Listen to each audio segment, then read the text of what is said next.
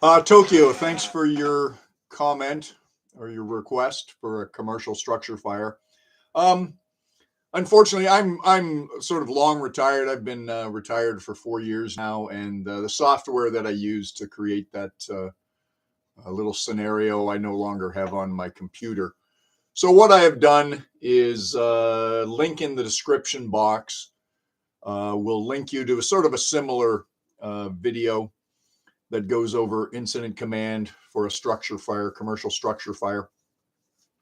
And it has a lot of information in it, which is good and bad. The bad part is for your initial arrival and size up, um, you only sort of need the front end of what is being shown in that video. And the rest of it is for the longer operation and considerations for the longer operations. So don't get overwhelmed when you see everything that's coming up on the screen with that. But the big thing is everything is pretty much the same as a house fire, right? Meaning your initial radio report is going to contain your size up, your actions taken, and any needs that you might have, right? And so um, your radio report will be the same thing that I had placed for that house fire video that you put your request in your comment in. And the big thing with it is just going to be the last part of your radio messaging with needs. You're going to need a lot of resources for this because there is a lot of life risk involved in this video of this commercial structure.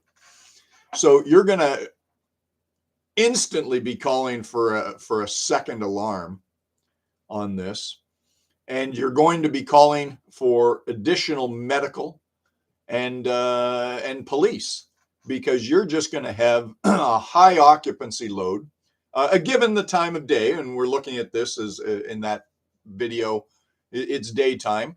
So you have to consider that this structure is filled with people, and you're not going to know who's in and who's out, right?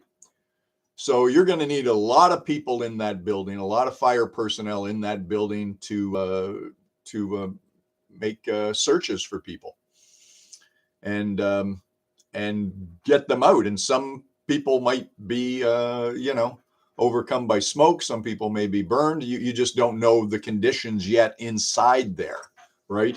So get people coming to that as quick as you can and go from there.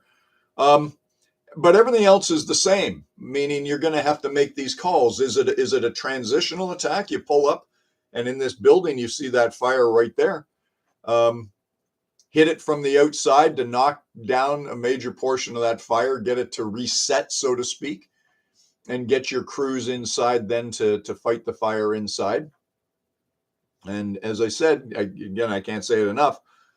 The first thing your crews might encounter in there are injured people. So there goes your fire attack.